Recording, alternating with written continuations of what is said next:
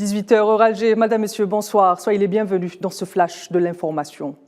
Le président algérien Abdelmadjid Tebboune a reçu hier mardi à Alger le chef de la diplomatie tunisienne Nabil Ammar. C'est en qualité d'envoyé spécial et porteur d'un message du président tunisien Kais Saïed que Nabil Ammar s'est rendu à Alger, indique un communiqué de la présidence algérienne.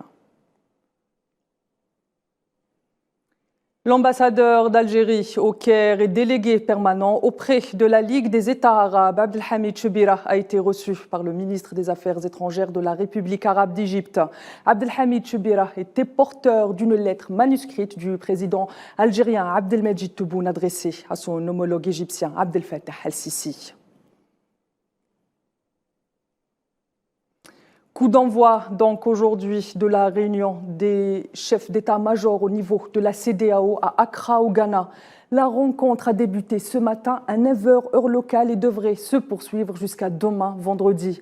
Les chefs des armées du bloc ouest africain devront discuter de la feuille de route technique relative à une éventuelle intervention militaire au Niger. Cette intervention envisagée par la CEDEAO pour rétablir l'ordre constitutionnel à la suite du coup d'État du 26 juillet dernier contre le président Mohamed Bazoum est pour rappel fortement déplorée par la communauté internationale.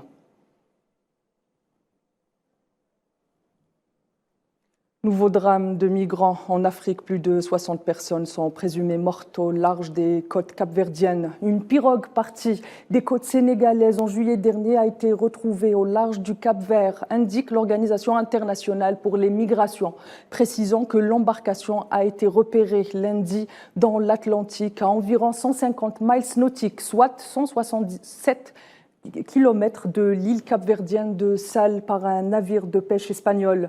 Le nombre de personnes décédées est estimé à 63. Néanmoins, 38 survivants dont 4 enfants sont signalés par l'OIM.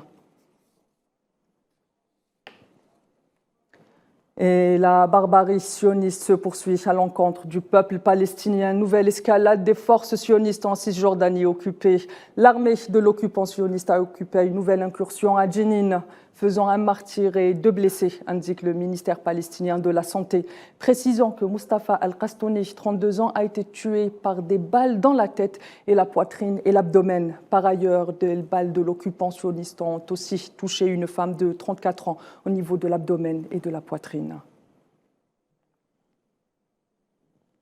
Et dans le même contexte d'escalade sioniste, des dizaines de colons ont une nouvelle fois violé le statu quo d'Al-Aqsa et ont pris d'assaut la mosquée sainte sous encadrement et protection des forces de l'occupant sioniste. À noter que l'invasion de la mosquée d'Al-Aqsa par les extrémistes sionistes est devenue récurrente sous le silence complice de la communauté internationale. Le ministère iranien des Affaires étrangères, Hussein Amir Abdulhayin, entame ce jeudi la tant attendue visite en Arabie Saoudite. Celle-ci intervient, rappelons-le, après la reprise des relations diplomatiques entre les deux pays. Le ministre saoudien des Affaires étrangères, Faisal Ben Farhan, avait rencontré au mois de juin dernier des responsables du gouvernement iranien lors d'une visite à Téhéran. Les deux ministres des Affaires étrangères des deux pays se sont rencontrés à Pékin au mois d'avril pour une première réunion officielle après plus de 7 ans de gel des relations diplomatiques entre les deux pays. Pour rappel, la Chine a négocié un accord visant à rétablir les relations entre les deux puissances régionales. Les forces aériennes ukrainiennes ont annoncé la neutralisation de 2 hélicoptères russes de type K-52 Alligator à Zaporijia et à Bakhmout.